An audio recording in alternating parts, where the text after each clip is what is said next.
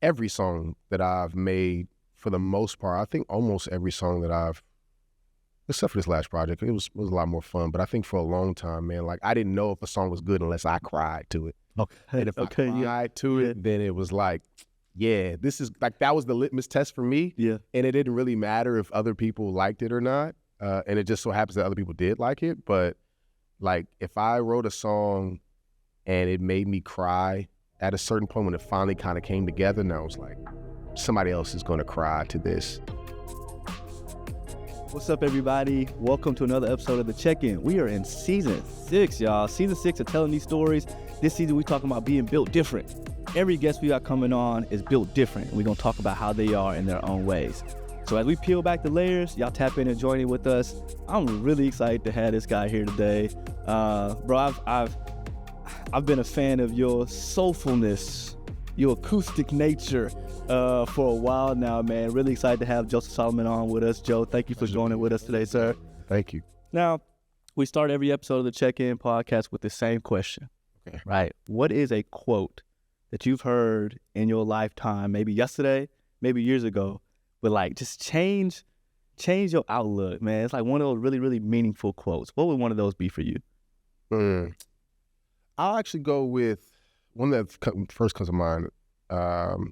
It's from my childhood pastor, actually. And I think he's probably bit this off of somebody else and probably remixed it on his own. I don't really know. But we don't care about where it came. So if somebody's like, that ain't his childhood pastor, ain't come up with that. Just, I know. But he says, and pain is inevitable, misery is optional. Oh, yeah. And that, as you get older, I've just really, it's really saddened with me in some of my toughest moments where you come to realize, as a man, like life is going to be hard, bro. Yeah. Like, period. You're going to run into very difficult situations, and self-pity is not the default that you should go to. To me, self-pity is a useless emotion. It may feel good in the moment for a moment, and maybe there's just times in life where it calls for you to, to mourn whatever season that you're in, to mourn the loss of a job or an opportunity or a dream that you had in your life. You thought things were going to go this way and it didn't happen that way. You should take time to mourn that, and then it's time to keep moving forward. Yeah. And so, yes, life is going to be hard, but if you want to be miserable, the pain is external. The mindset of being whether or not you're going to be miserable. I found so far in my life, it is an optional thing.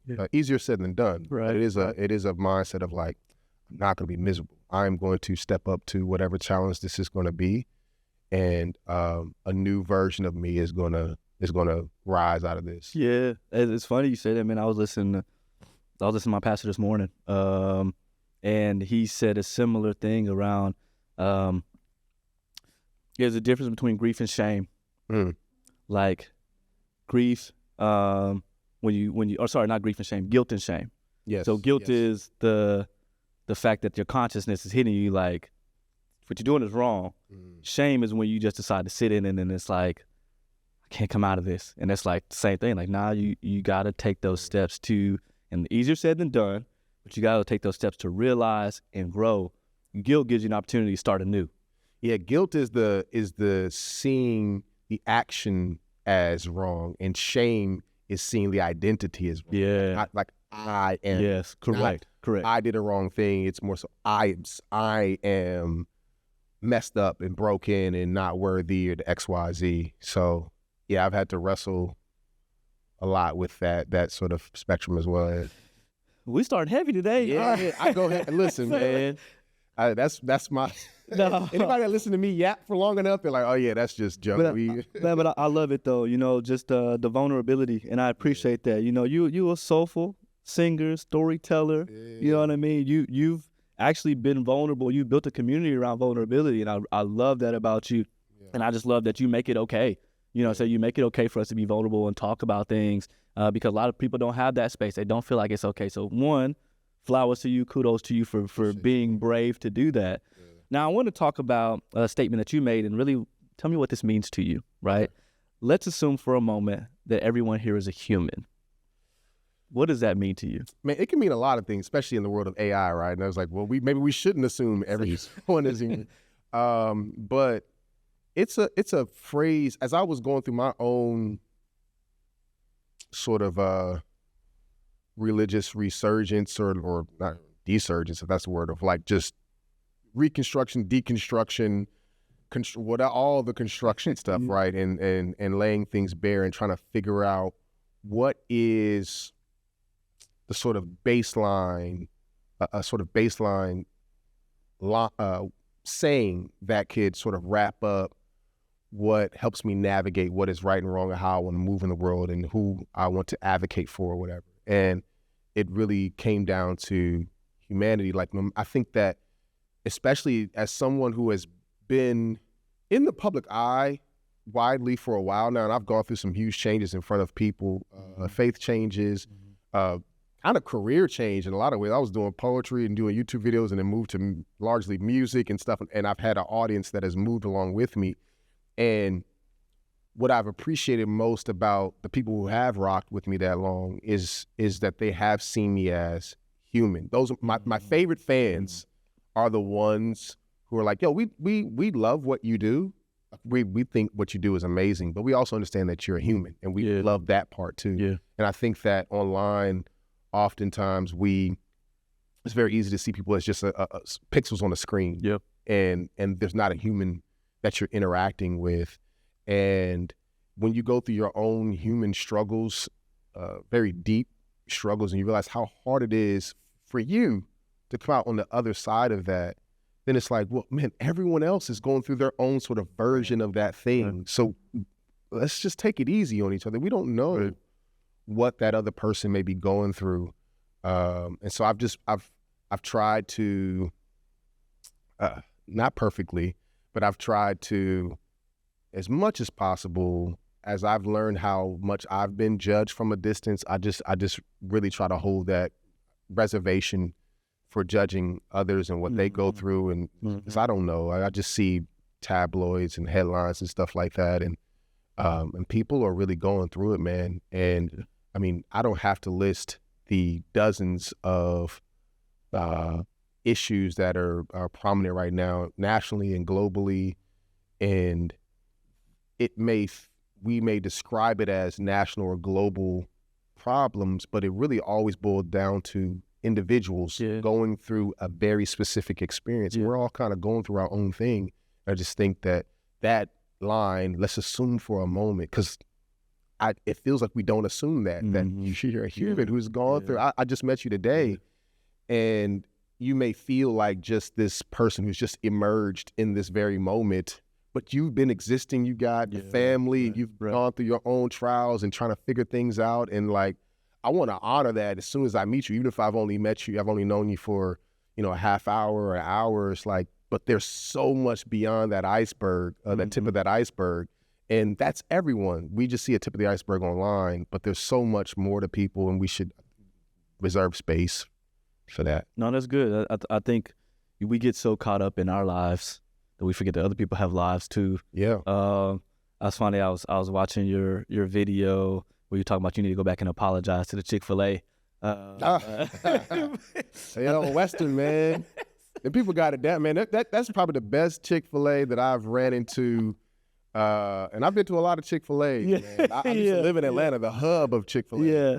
And that one on Western in Los Angeles, man, shout out to whoever is running that establishment. I don't know what store number that is, but they never get my order wrong, no matter how many sauces I ask for. Yeah. No matter what they going through, they take care of it. They are on it, man. Yeah. They are on it.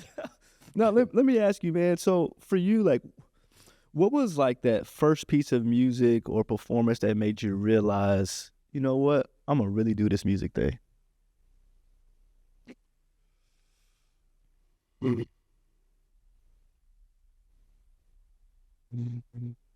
There's moments, man. I don't know if it was one specific moment. I've always wanted to be on stage. I remember, like, I hosted a talent show when I was in 8th grade. I was the MC of the show, and I was a natural on stage, and I just knew that I wanted to do that. To engage people in a live setting, and singing wasn't really like a thing at that time for me. And fast forward, I actually started doing stand-up comedy a little bit in college, and that felt great. And I was emceeing a lot of shows and stuff like that. And then that morphed into me doing a lot of like spoken word with a little bit of music on the side. So a lot of my early followers know me as, oh, that's that poet guy that be singing sometimes. Yeah. And that was probably the earliest moment where I was like, oh, this clicks really well for me. As far as the music component of being on stage in front of people,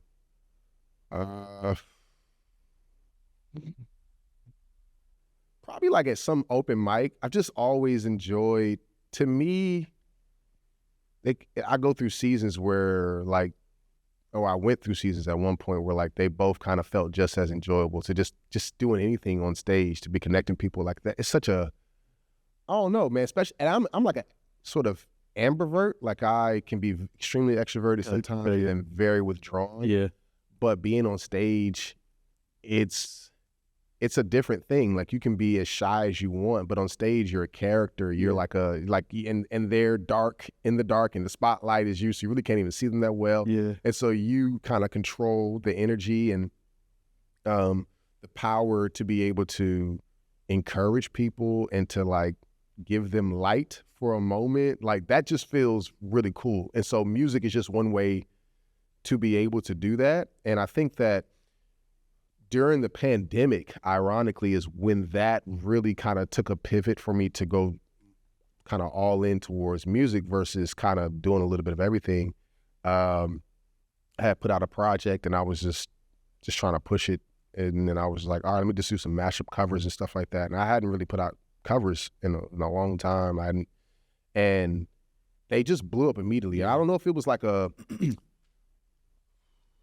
pandemic effect where like everyone was home and we were just seeing crazy engagement at that time that we may never see again in that way. But it was like every time I put out a video, it wasn't a fluke. Like the first couple ones, I was like, oh, this is probably like a fluke. Like I just kind of nailed it. I think my voice just got better. And it was something about the pandemic that if I played y'all music that I was singing prior to that time versus that time, it was kind of night and day. Mm-hmm. And I don't really know. It's not like I was taking vocal lessons or whatever. There was like a governor on my voice, like a thing that was like trying to hold it back from being its full potential. And then something about pandemic was like, man, F it, we here. I'm not on tour. I'm not out the house. Yeah. Like I gotta figure out something that I don't really care if people like this or not. I don't know if that was a part of it, but man, I started singing those songs, and I'm talking hundreds of thousands of views every time I drop on the low end. Yeah. Every time I dropped the video, and I was like, oh, I think there might be something here. Maybe I should start focusing more on this. Right. So, and that was maybe we could talk about that, but it was an interesting time that was starting to take off, because at the same time I was going through my own sort of like crisis of faith and where I wanted to exist as a religious figure in the world. So, yeah. Can I actually ask you? I want to go a little deeper there. Sure. Was there a song that actually healed you or helped your healing while you created it? Every song that I've made, for the most part, I think almost every song that except for this last project, it was a lot more fun. But I think for a long time, man, like I didn't know if a song was good unless I cried to it. Okay. And if I cried to it, then it was like, yeah, this is like, that was the litmus test for me. Yeah. And it didn't really matter if other people liked it or not. And it just so happens that other people did like it. But like, if I wrote a song and it made me cry at a certain point, when it finally kind of came together, and I was like, somebody else is going to cry to this. I think I would even say the title track of my last EP, Find Me, that song was healing. And it's interesting to say that, especially because I'm pretty agnostic now, with a very Christian leaning, like an agnostic Christian-esque person. I don't know.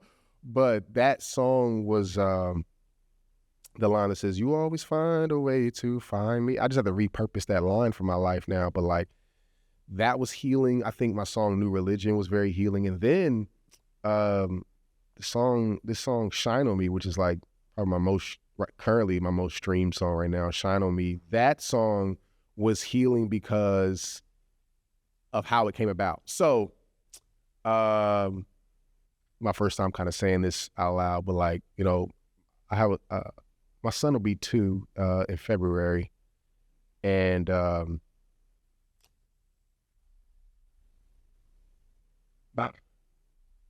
it was not a planned thing, and I was just distraught, bro. Like when I found out that I had a kid on the way, I was just distraught, and I just had no idea. I didn't even know if I was even fit to be a father. Like, what am I doing? So just a whirlwind of emotions, and was just scared. But I was still writing music at the time, and I had sort of made a conscious resolution to try to steer away from writing songs that didn't feel like they had hope in them, even if I didn't feel hope in the moment. Like I just want to write songs that add a net positive to the world. I don't want them to be neutral.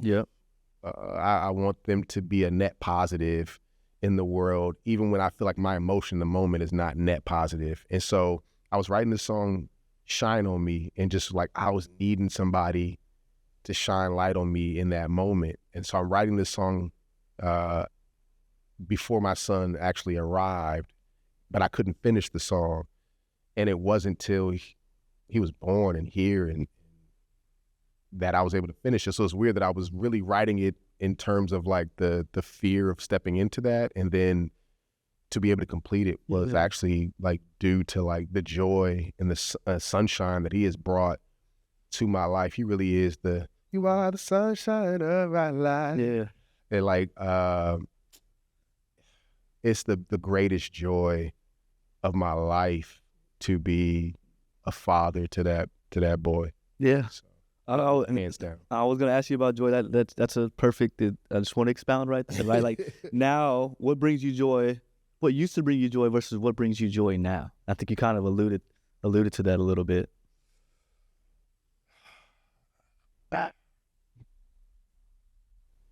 I'll be honest, man.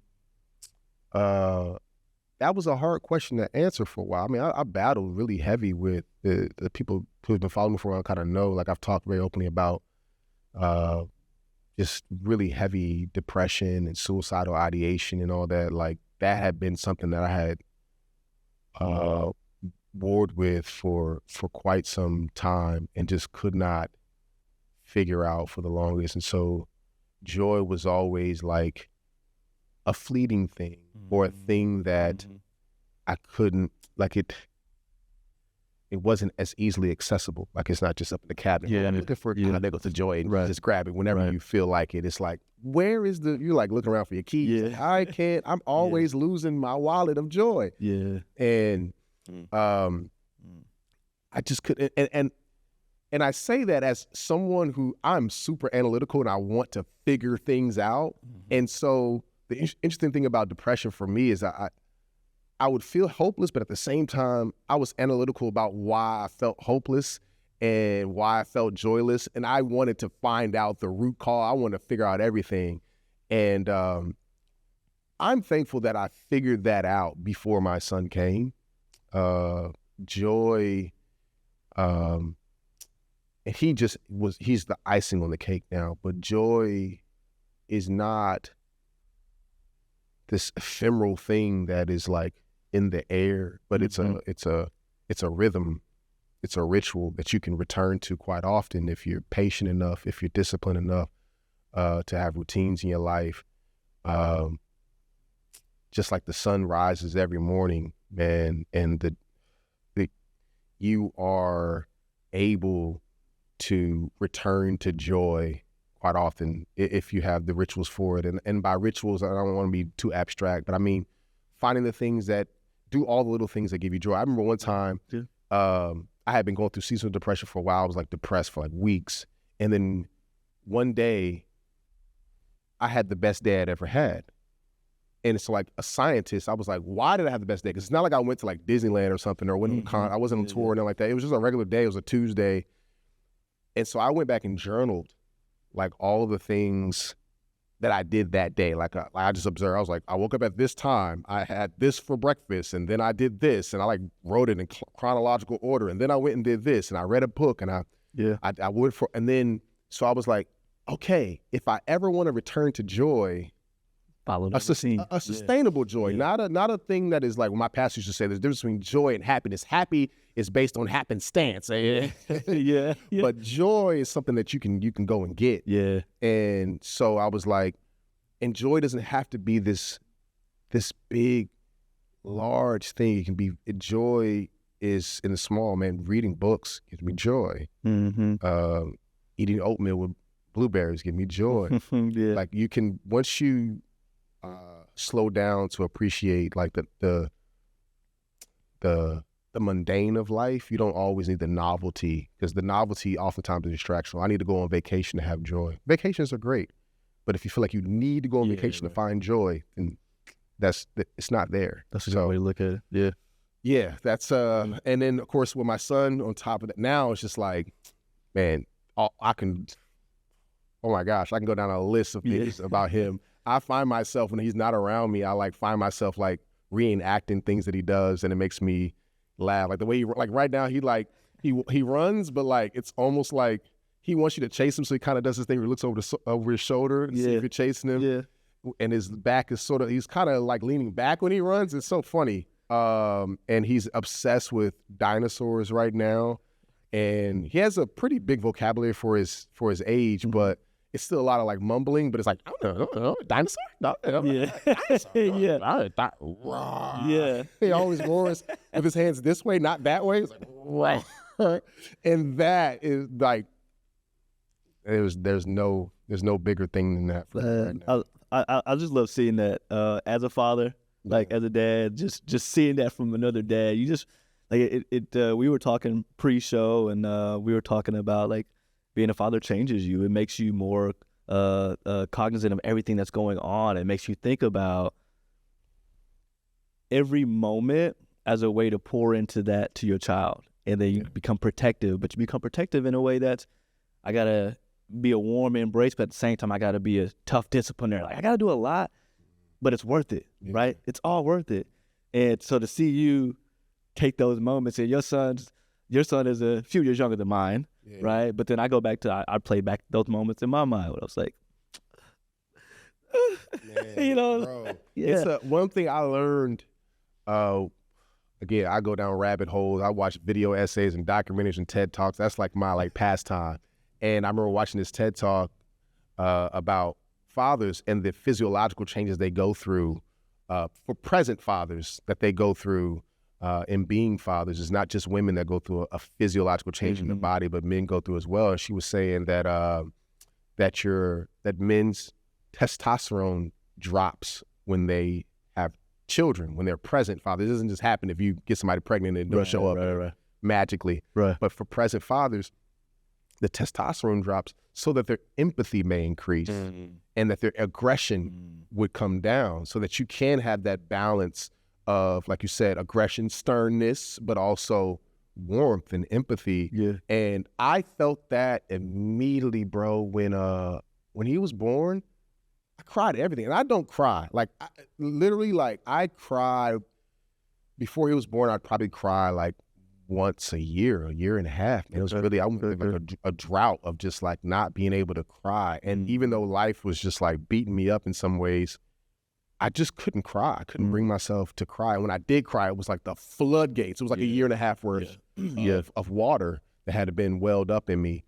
But when he was born, bro, I can come across an Instagram video, and if it's got something to do with kids, I'm just like, well, I'm getting like a little teary-eyed. I watch a movie. I watched, what was it, Everything Everywhere All at Once? And I was watching, I was like, what y'all got me? Why y'all said this was gonna be a good movie? And I'm watching, this is so stupid. I got to the end of it and the mother and daughter moment, I was like, oh no. I don't remember what it was about now. I remember crying at that movie. I was like, I don't cry at movies. What is happening? Yeah.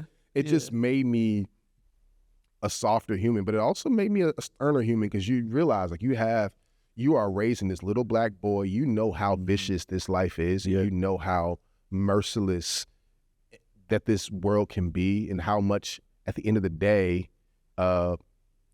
in general, the world does not care about you. You got to find your people that do care about you, but in general, the world moves on without you, and you have to raise a boy that is going to be resilient. Yeah. And you find that balance of like not wanting to raise a boy that is just hard, but one that has a tough exterior, but with a soft and empathetic heart. And like you said, that it takes balance, and it takes your own sort of check of inventory in yourself. Yeah. You know, I think I was actually when I found out I was having a kid, I actually didn't want to have a boy for all the wrong reasons. Actually, it was still for patriarchal, like misogynistic reasons in some kind of way. Like that was still stored up in me, meaning that I felt like if I had a daughter, then I could just love her. You know what I'm saying? Just show up and cuddle and give her gifts and stuff, and just, man, we have play dates, and then I don't have to do anything about me. I just show up and just be a good present father. And it's like, obviously that's wrong, but like I had to like notice that. I was like, I don't know why. I just always saw myself as a girl dad. And it was like, it's because you realize that if you have a boy, it becomes more apparent to you because you have this sort of spitting image of you that if you have high hopes for the type of man you want him to be, there's a lot of changing in you that you have to do. Yeah. And you are keenly aware of your shortcomings and your faults, and that terrifies you. And so somehow you think that you can get away with not really dealing with that if you have a girl, which is wild. And so when I found out I was having a boy, I was like, whew, okay. Because you can't just teach by words. You have to teach by example, which means that whatever habits you want them to have, you have to have the habits. Yeah.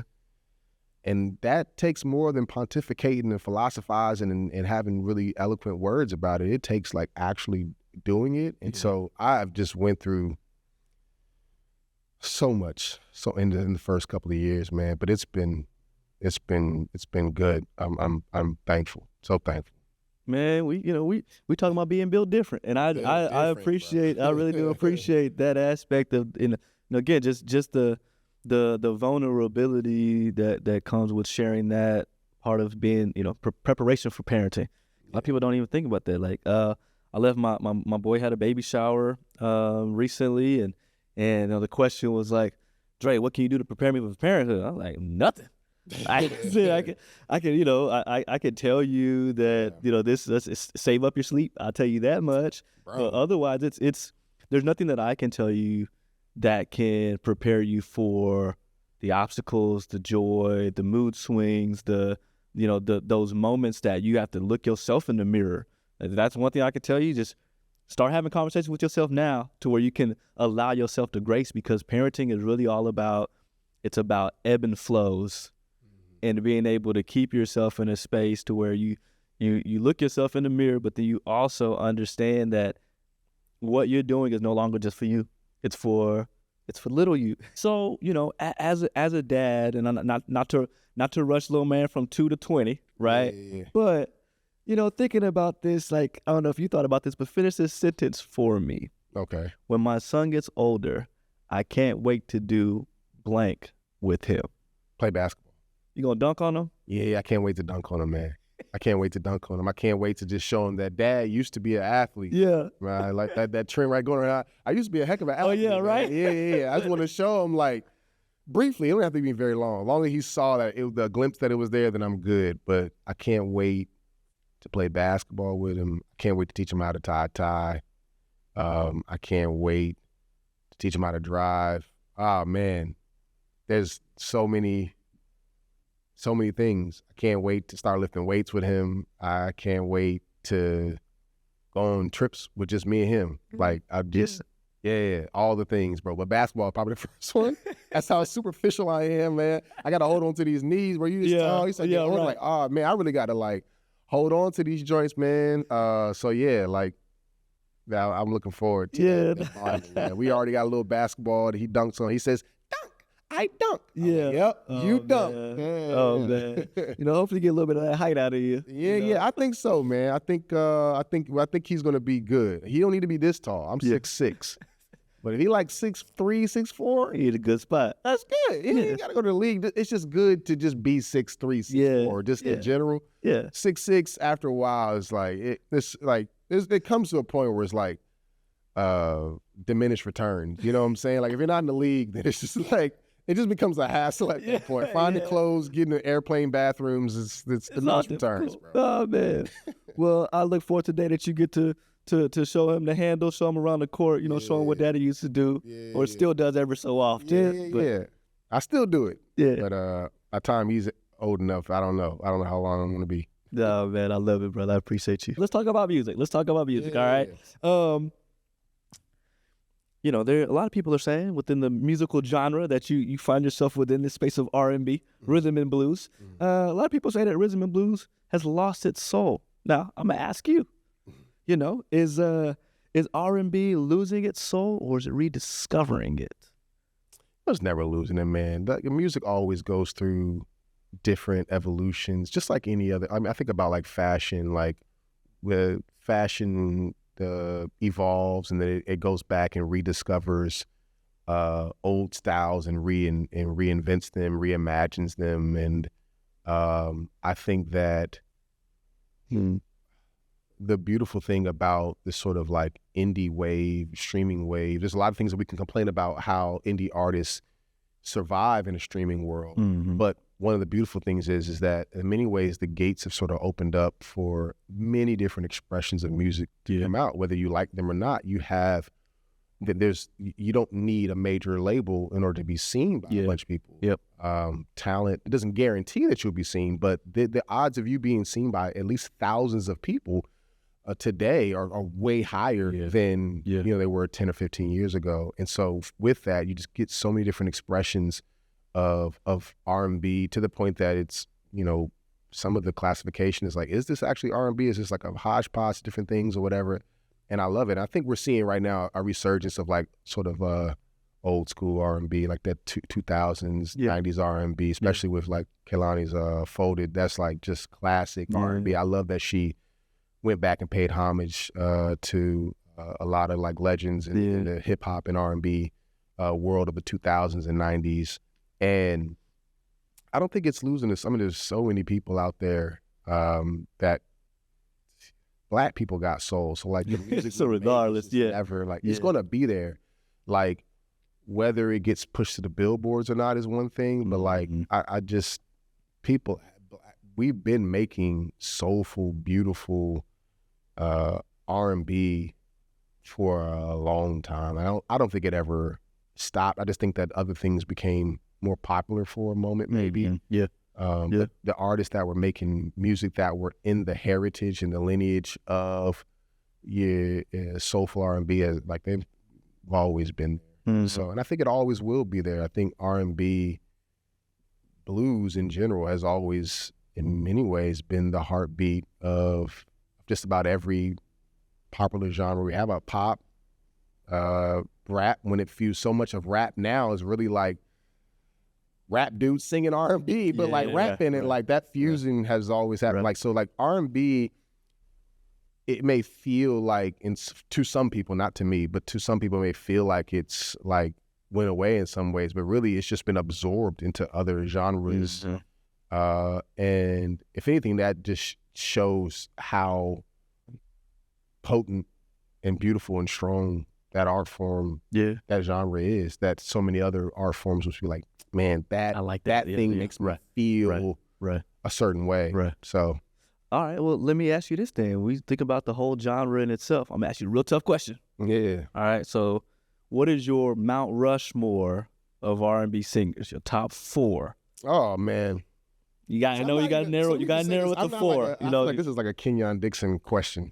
Because I'm not like the R&B like Bible. I'm like I dabble in so many different. And by the way, project coming out top of quarter one. Talk about it. Talk about it. Yeah. It'll be R&B, but it's also like folk Americana. Okay. Yeah. It's like it's a mix of things. So I'm people who have listened to me for a long time know that I'm not like straight down the line R&B. But as far as like favorite R&B artists, Frank Ocean has to be on there. Okay. Usher.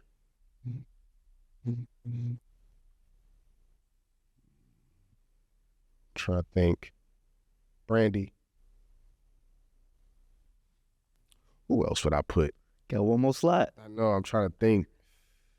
Try not to think of the comment section. Oh yeah, it's going crazy right now. Yeah. Ocean.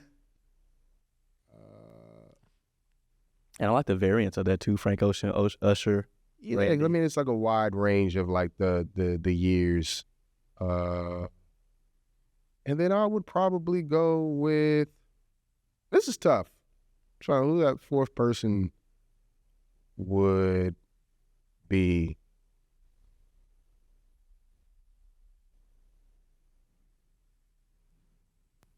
I'd probably go Tank, man. Okay, R&B money. It's R&B money I itself. would go Tank, man. His vocal ability, his tone. Like I feel like if I had greater vocal agility, I would sound like Tank. Okay, yeah. Like yeah. if I could With a little turn bit of my that tone rasp. up a Y'all little- both got that rasp in there. Yeah. I feel like our tones in the same space, but his agility and range is different. Yeah. Okay, I like that. So we got, you say Frank Ocean, Usher, Brandy, Tank. That's a solid. It's solid. I ain't mad at that. I ain't mad at that. Classic in there. And then yeah. I ain't mad at that at all. Okay, well, you talked about you got some new music coming out. Yeah. Meet the Sun. Yeah, it's a new single. So we were trying to drop the project. What did you want to ask about it first? So I was gonna say, I got a little lyric breakdown I want to do with you here. Sure. Let's do it. Left your love on my pillow in your perfume. Mm-hmm. Smell the scent of golden cinnamon perfection. You can lay here forever, ain't no curfew. Break the rules for you, my beautiful exception. Maybe karma's on side if I deserve you, because this is deeper than a physical connection. It's in my soul. So beautiful. Yeah. What's go break? Man, me and Kenyon Dixon wrote that song together at my house, and that's the homie, man. Like when I talked about like going through that season of like, I'm about to be a father, I don't know what I'm gonna do, and blah blah blah. He was one of like the level-headed voices of like, man, you be all right, bro. Yeah. That was the homie. Yeah. He's a great father himself, and so he like we've just been locked in for a little while now, and I just knew that at some point we would make a song together. I wasn't gonna force it because like I was in LA and just looking for just solid like male homies to like to rock with, and so I didn't want to make it feel like it was an industry thing or like I was trying to connect with him and make music. It was just like, nah, I just think you're a really good dude, and I'm gonna hang around you. And if we make music, like great, because I know that he's a great songwriter. He's amazing. This type of song, this R&B, like that's just right up his alley. The R&B you love, and so came to the house, pulled up a little demo from the homie Billy Blunt, and just started writing. And we just wanted to write something that felt like sensual, like very sensual, but the topic itself is not sensual, but it feels like the sensuality is like underneath it, you know what I'm saying, to create that mood, but ultimately just wanted to make a song that felt like of a man wanting to like launch and lean into like love, you know what I'm saying, and in a way that felt very like just reckless abandon, like let's just do this, you know. And so, but with also the scene of like, man, this person's here in my home and we had a great time, but like it's more than just like that. Like, it's more like I want you to stay to the more than meets the sun as like a sort of literal, but then also like to the like forever. And so he was very like, I believe a lot of that part, like he wrote that, a lot of that part. Like what I do is typically like somebody like him who comes up with melodies so easily, I'll write down a bunch of stuff, and then he's looking at it. We're like both sharing a note, a sort of Apple note, and he's like, okay, cool. And he just started singing some stuff. And I think that was the pre-chorus. Or we were, in order. We wrote it just verse, pre-chorus, and your love, I put on your perfume. So the cynical, the cinnamon perfection. We just wanted something that was soft. You can lay here forever, ain't no curfew. Break the rules for you, my beautiful. And it just kind of hints at like a dude, obviously like beautiful exception, meaning like, man, I've been doing this like, you know, non-committal thing, and I've been kind of had these rules for myself of like, nah, I'm not wanting to settle down in love. But then it's like, nah, you the exception to that, kind of like reminiscent of darling, you are the only exception, you. But just the R&B version of that. So, yeah, maybe karma's on my side if I. That's actually kind of a hint to a lyric in one of his songs, Lucky. Maybe God is on my side if I deserve you. I kind of switched up in the second verse. But he kind of says that she's on my side in his Lucky song. Karma's on my side if I deserve you, because it's deeper than a physical connection. It's in my soul. And those are just basic lyrics. So beautiful, as long as it rhymes and it feels good. Like, you know, I don't overthink the lyric, man. As long as it does it feel good? Yeah, for sure. The guy, Earth, Wind and Fire, I forget who said that. He had a line that's always stuck with me. He said, "Man, don't ever let the lyrics get in the way of the groove." As long as it, like, yes, the lyrics, if it makes sense and it sounds great, like, perfect. Right. But if it gets in the way of the groove, then don't let it get in the way of the groove. That's how they came up with September. That was a lot of times artists will go into the studio and just come up with a melody. They'll go, they start mumbling. And that's what they were doing for September. That was a mumble. Yeah. And then they were like, all right, okay, we got the song written. What are we going to do about that part? Yeah. What part? Body, it's not a real lyric. It is now. Like, don't let the lyric get away with say that you're in that, because we don't know that. We know. Yeah, but it feels good when you sing it.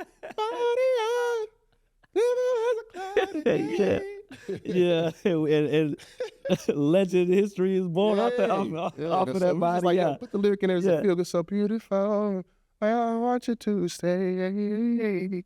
So, no, man, I love it. I appreciate that. Well, let's tell me a little bit more about the project coming out 2026, early 2026.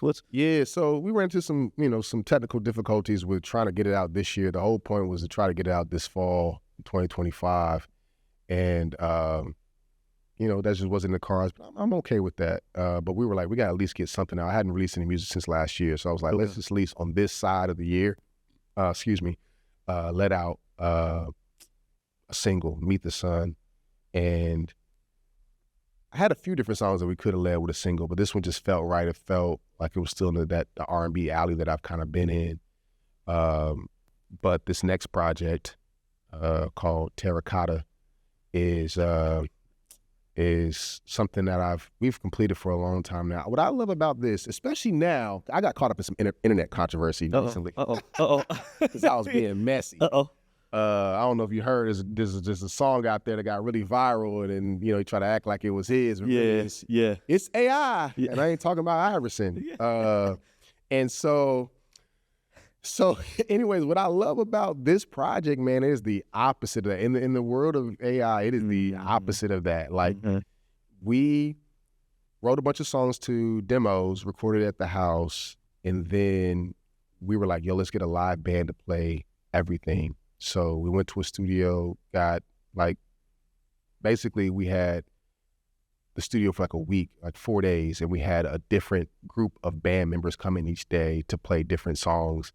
And it was such a beautiful experience to like have them, all those songs that we did in demos that sounded okay, just produced by my homie Anoop, but to then actually have like live musicians, but it's not going to sound like a live album. We like really try to go and comp it in a way that it feels like just a produced song. It doesn't just feel like a live album. But the energy is there. The humanity is very much there. We recorded it all to tape. and through analog preamps and all that. It just felt very like old school, man. Yeah. And that warmth and that intimacy, I think, is felt through my lyrics. I think I write lyrics that way. I try to write lyrics that feel intimate, very human, and very warm. Yeah. And so I think the mix and the mastering and the way that you record it helps translate that if you fuse those ideas together lyrically to sonically. And so we did that, and I'm just like excited about it, about this.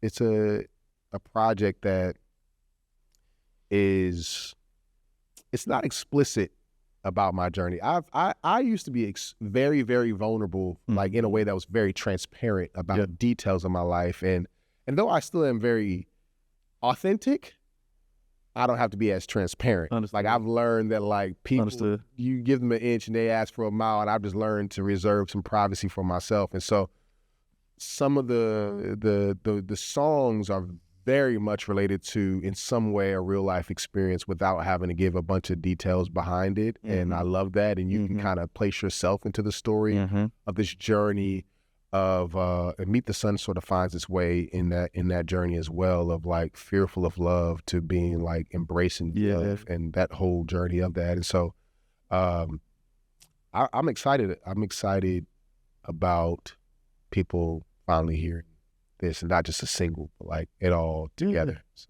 You say Terracotta, man. I'm looking. There's a lot of meanings to that, and maybe down the line I'll explain more. But for now, just Terracotta. For sure. Well,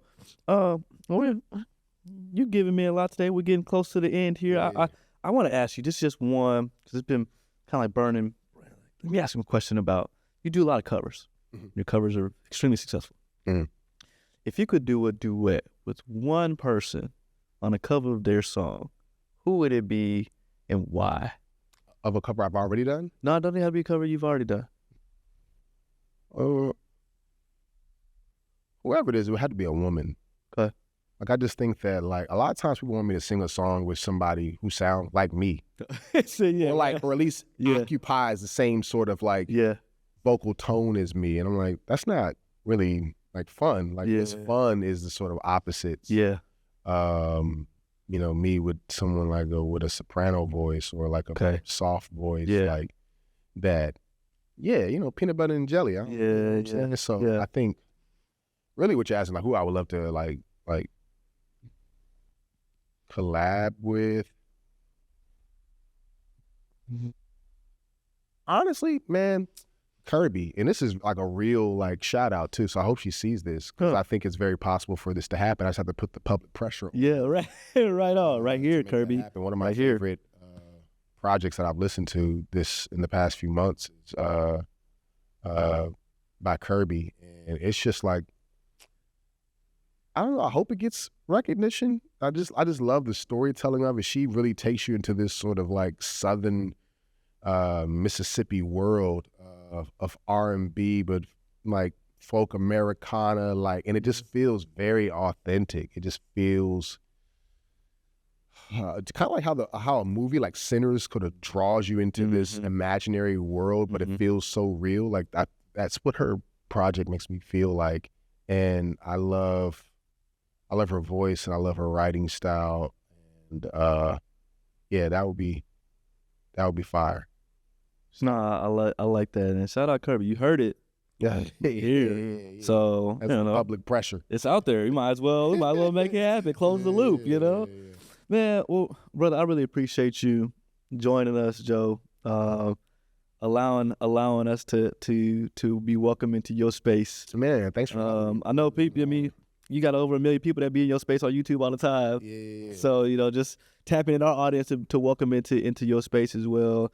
Make sure y'all follow him on Instagram. What is Joe doing? What is Joe doing? See, what is Joe doing? Not where is Joe going? What is Joe doing?